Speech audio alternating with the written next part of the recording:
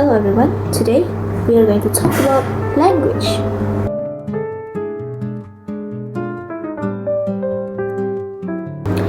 Before we get into the definitions and more about language, we have to know that language has been with us since a long time ago. Since we are a traditional human, when we are not using this kind of language, we were still using written languages and stuff, but now we are using an advanced level of language. Now, people must be asking about what is language. Now, language is a system that allows us to communicate. We, as a human, we communicate with a language. However, not everyone knows what is the definition of language.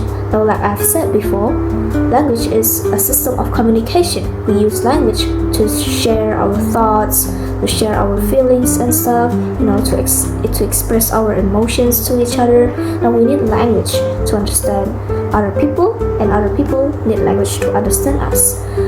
Now, here is the thing. It's not only that we have to know how to use a language, but we must know and understand the language itself first. Then, after that, we can use the language to communicate with other people. Language consists of sounds and symbols as well as rules. Now, symbols represent the alphabetical letters that we use to form a word. Some words, actually. While the sounds represent the voice, how we pronounce the words that are formed by the letters. And then the rules represent how are we going to combine them, how are we going to form the sentence, because the rules have the correlation to the correct sentence, the correct form of a sentence, right? Now, those are what we call as a system, because the system is what makes them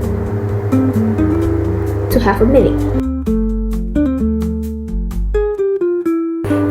When we are learning about language, we are actually at the surface.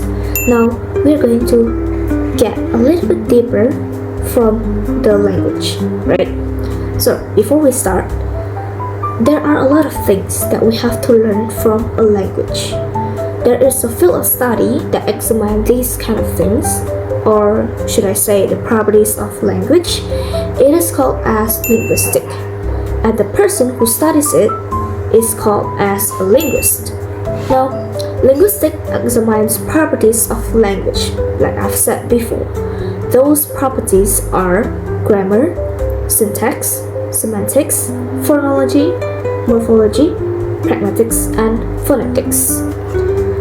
These properties are examined to convey the meaning that comes from language, because we are using it differently. And then, of course, we have to know what the meaning depends on the context too. Now, beside examining these properties to convey meaning, linguistics also studies and explores the cultural aspects from the language. The reason is that because there are a lot of languages in the world, and people or certain groups are using it differently. Let's get deeper into what is language. Can you imagine a world without a language? What if there is a world without a language? How are the population is going to communicate with the other, right? Now, like I've said before, language is used to communicate with one another, and then it reflects both individual characteristics of a person and the beliefs and practices. For example, when you are hearing someone speaking in another language, let's say that you know the language, such as Japanese. You learn it from watching movies and stuff, just a little bit, you know a little bit of the language. And then you start hearing people speaking in Japanese. You will immediately assume that those people come from Japan, and then you will know their culture, their beliefs and practices, but just a little bit, not very much. Now, it doesn't matter when it is human beings that are using language. I mean, even non-human, such as animals, they use languages too.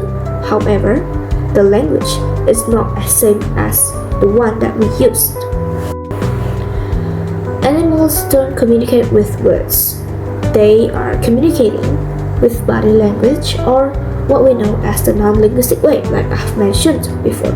Or they can use sounds too, but it's different from us. But why it is different from us? Language is an exclusive property for humans, and no other living creatures than us humans can use it due to its complexity. For example, chimps can communicate by shrieking, moving their hands in any other directions, using their faces to express their emotions, such as puckering lips, smiling, and snarling. Here's a video of it.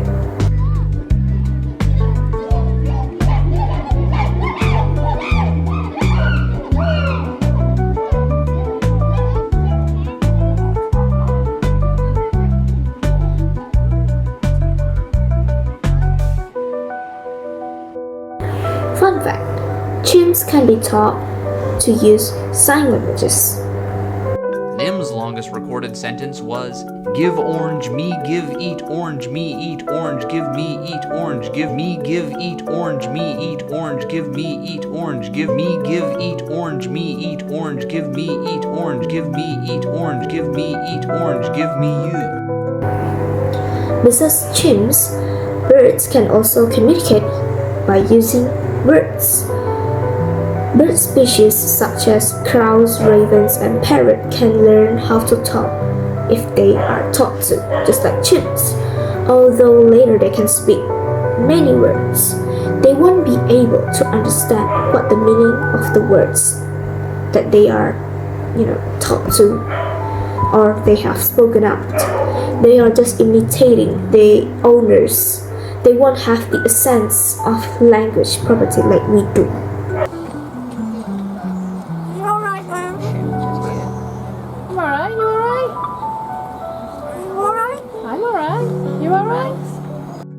There are some distinctions between linguistic communications and non-linguistic communications. The first one is sounds. Linguistic communications produce sounds, like what I'm using right now. It is linguistic communication. But when you're raising your eyebrows like this to your friend, to greet your friend, it is non-linguistic communication. Now, the second one is linguistic communication is actually more understandable than non-linguistic communication, because when you're using linguistic communication, you're saying the words out loud, you're saying it out, and people can actually guess the meaning immediately. But when you are using non-linguistic communication, such as body languages, when you're waving your hands both or just one, okay, people can get confused because the meaning can be either hello or goodbye. Now, if you combine two of them, let's say hello or goodbye, then people can understand it. But if you are just waving your hand, people can get confused by that. Now, the third one is which one is more effective between linguistic and non-linguistic communication. I must say that linguistic communication is actually more effective because, like I've mentioned before, when you're using linguistic communication, you're using spoken language. And when you talk, people can actually immediately understand what you are saying in that moment. But in linguistic communication, people have to guess or people have to wait for you to explain what kind of gestures that. It will be a waste of time. So linguistic communication is more effective. The fourth one is easier. Which one is easier? Now, you can say that non-linguistic communication is actually easier because you're only using your body. You're not speaking. You're not making sounds.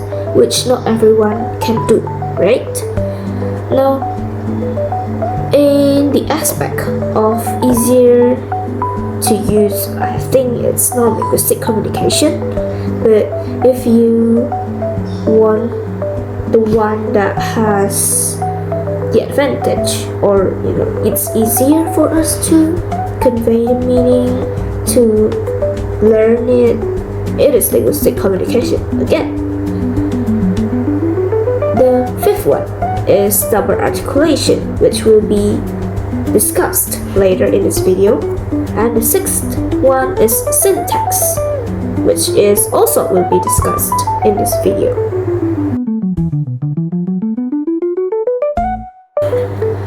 Language has many signs. Signs are combinations of forms and meanings. Forms have different forms too. In language, we have three kinds of forms. The first one is spoken language. Spoken language has sequence of sounds which we produce. It is the form of spoken language. For the examples, like when we are talking, like what I am doing right now, it is the form of spoken language. The second one is written language. Written language can be letters, like the one that you send to another people from post office. The second one is text messages, like when you are texting your friend with your phone, it's text messages, a form of written language. The last one is writings on papers, boards, or any flat surfaces that can be used to write. Written language is created by symbols. Now, symbols is what we know as alphabets or letters. The last one is sign language. It is a gestures, some kind of gestures from the communicator.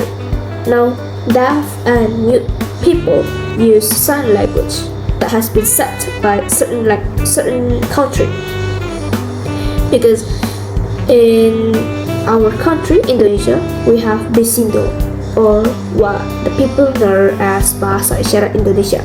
In USA, they have ASL, American Sign Language. It's different too. How they use it is also different. It's not the same. You must be wondering, how exactly does double articulation work? Or to be more specific, what is a double articulation? Double articulation in linguistics means the fundamental language phenomenon consisting of the use of combinations of small numbers of meaningless elements or sounds, phenomena, to produce large numbers of meaningful elements, or what we know as words, the morpheme. That is what we call as double articulation.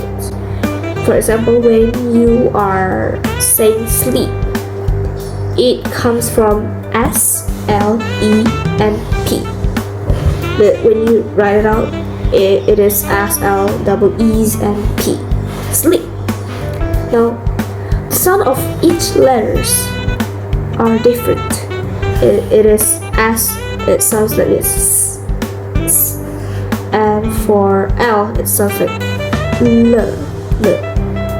And for the E, it's either E or E or it depends on the context. And for P, it's P. Now, if you combine those meaningless sounds, it will produce the word sleep, or like what I am pronouncing it right now, sleep.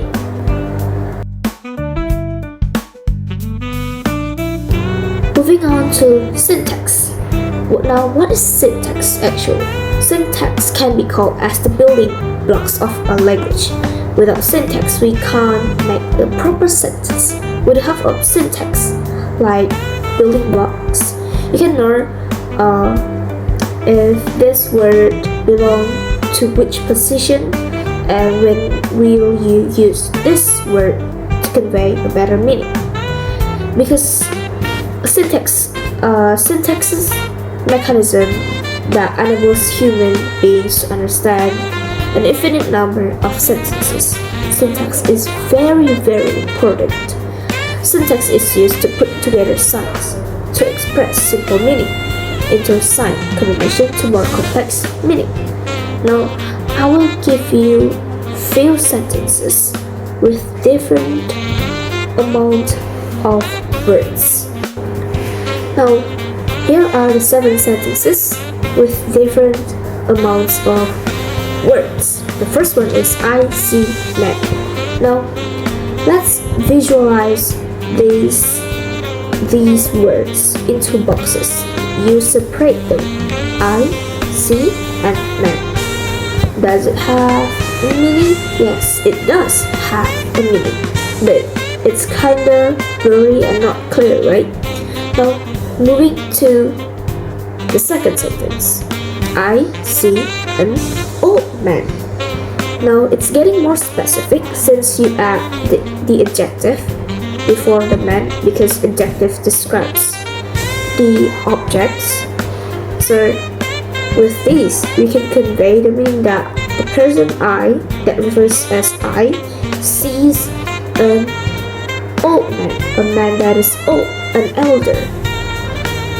The third sentence, I see an old man driving. It's getting more and more specific by the time we add more word. As you can see, the sentence before said that I see an old man, just I see an old man. But this sentence says that I see an old man driving. So it means that the old man is driving. But driving what? It's not clear right now. Moving on to the fourth sentence. I see an old man driving a car. Now, you know that the old man is driving a car, right? The person that refers as I sees an old man driving a car. The fifth sentence. I see an old man driving a car. Now, add the adjective, the color red, can convey the meaning that the car is red. The car has the color red, and that it is driven by the old man. Now, for the sixth sentence, you can see that it is longer than before, and then I add one more adjective. I see an old crazy man driving a red car. Now, not only that the man is old, he is crazy too, and then he is driving a red car. The last one. I see an old crazy man driving a red car recklessly. I add an adverb here, so it's complete. There's a noun, there's a verb, there's an adjective, and then there is an adverb. By the seventh sentence, you can say that if you are in the position, right, you see a crazy old man is driving a red car and he's driving recklessly. It is indeed when we use language, we have the purposes, right? Not only to express ourselves, but still many more. There are a lot of purposes from using language. The functions are divided by two, macro and micro. Macro functions cover the general purposes as we use the language. Meanwhile, the micro functions cover the individual uses, or the personal use. How do you feel, and what do you think the purpose when you are using a language? Let's start off with micro functions. The first one is physiological function. Physiological function is the function where you use language to release the tension.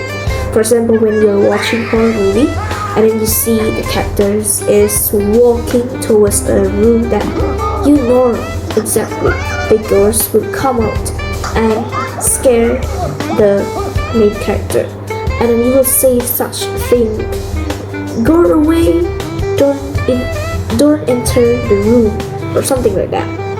Now that is the physiological function. The second one is phatic function. Phatic function is a function where you maintain social relationships with other people. So it's not only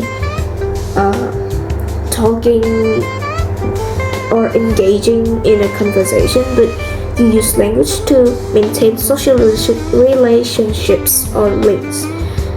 For example, you have a friend, right? But you're not really close with he or she. Just for formality, you greet them. Now that's maintaining social relationships. The third one is recording function. Now, recording function in language is used to make us remember about certain things.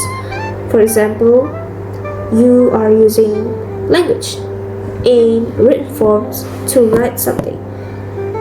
Like when you need the note for exam, or when you are hearing lecturing, giving materials, and then you write that down. Now that's recording the function. The fourth one is identifying function. Now identifying function in language is to identify object. How do we exactly use this function? For example, you have a dog, right? It is your pet, and then you say, oh, this is my pet. You are identifying the dog as your pet. That is the identifying function. The fifth microfunctions is the instrument of thought. So you're using language to express your thought, to give reason, to give what you are thinking on your head. The sixth one is communication function. This function is known as the general function of language. It is obvious that we use language to communicate, to express our thoughts, ideas, and many more. For example, like you're talking to your friends, you're asking how they are doing and stuff. And then when they reply back to you, for example, they say, oh, I'm very sad today. Now they are expressing their feelings. The seventh one is pleasure function. We get pleasure from using a language. We have three kinds of ways to obtain the pleasure, right? Onomatopoeia, alliteration, and assonance. The first one, onomatopoeia, is a formation of word from a sound associated with what is named. For example, when you hear the sausage on a pan cooking, it makes the sizzle, like sizzle. The second, alliteration.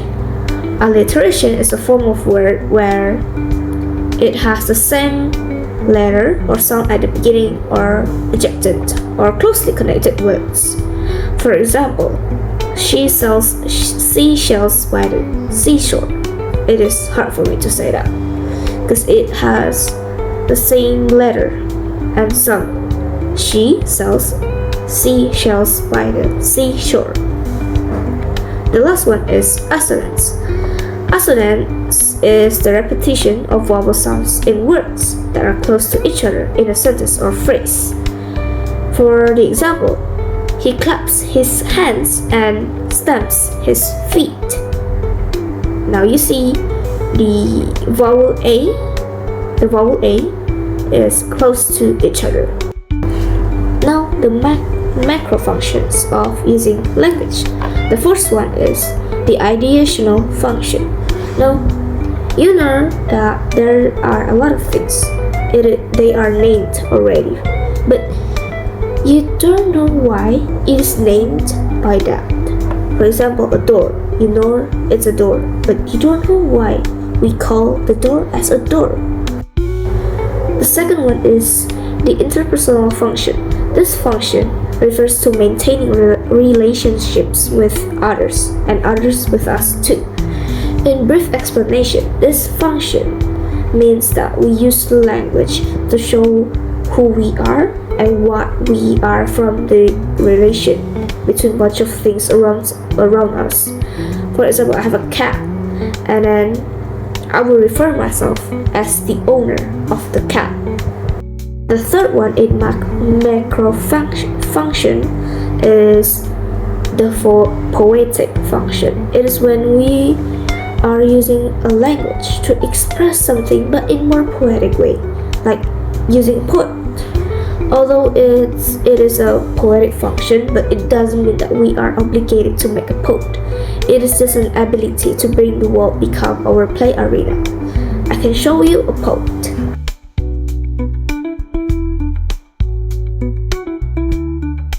The fourth one is the textual function. Now this function has a simple explanation. Imagine that you know a language, but you don't know how to construct a sentence from the language, or you don't know how to use it. Now it is important for us to know how to use the language or how to construct a sentence from the language, how we use the language. If so, how are we going to communicate with each other? In this video before, I have discussed about language science. Language science has two levels. It is form and meaning. Well, I actually have explained about that. But do you know what language science is? It is actually just the basic elements that carry meaning from a language. Now without that, we can't understand the language. There are two types of language science. They are arbitrary and iconic. The first one, arbitrary meaning. Arbitrary meaning doesn't have to be connected to the meaning itself.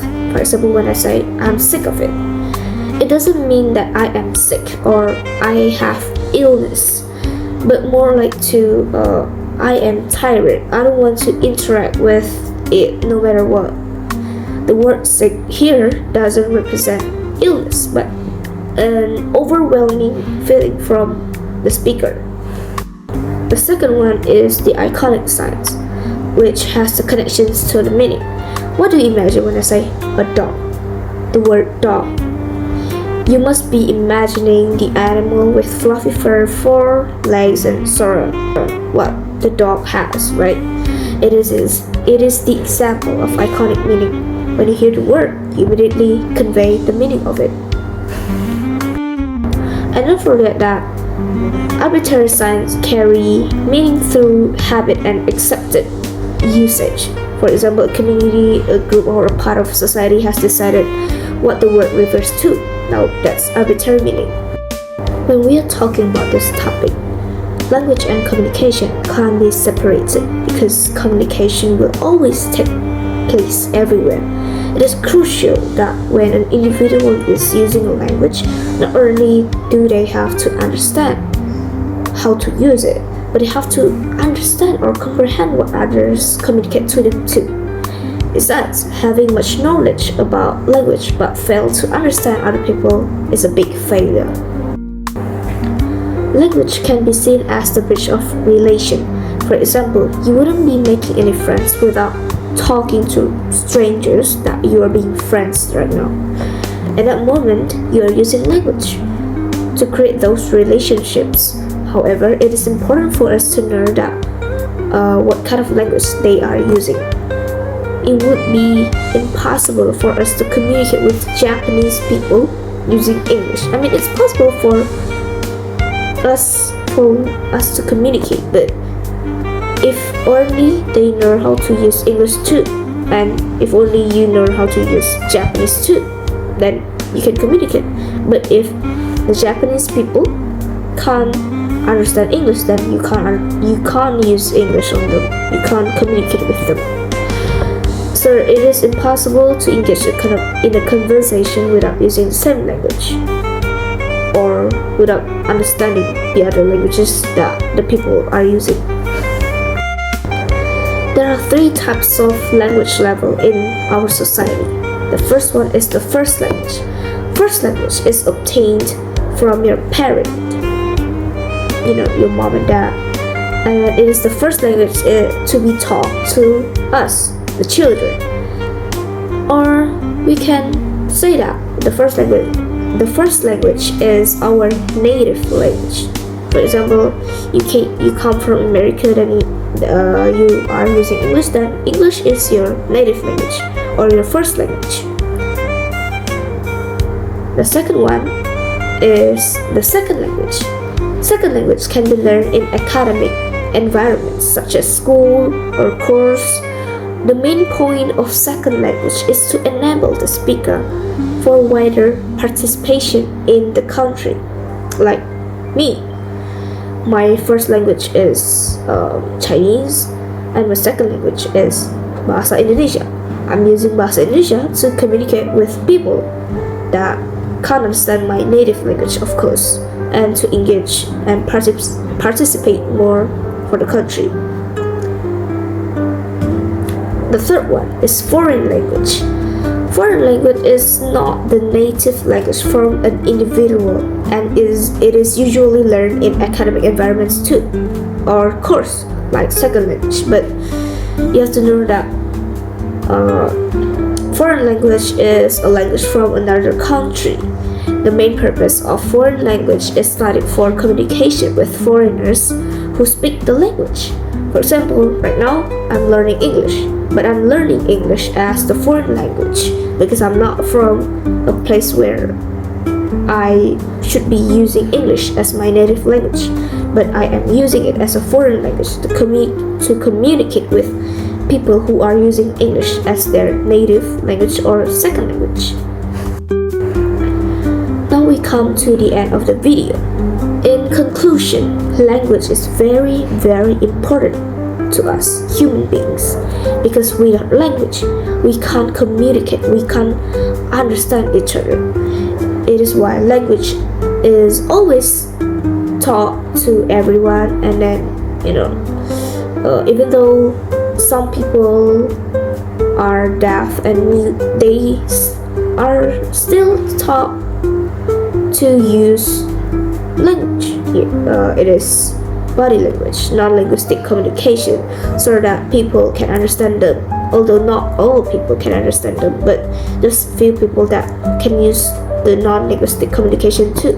But yeah, that's the purpose of language, to understand what people are saying to us and stuff, many more. The point is, language is very important, so don't forget to learn.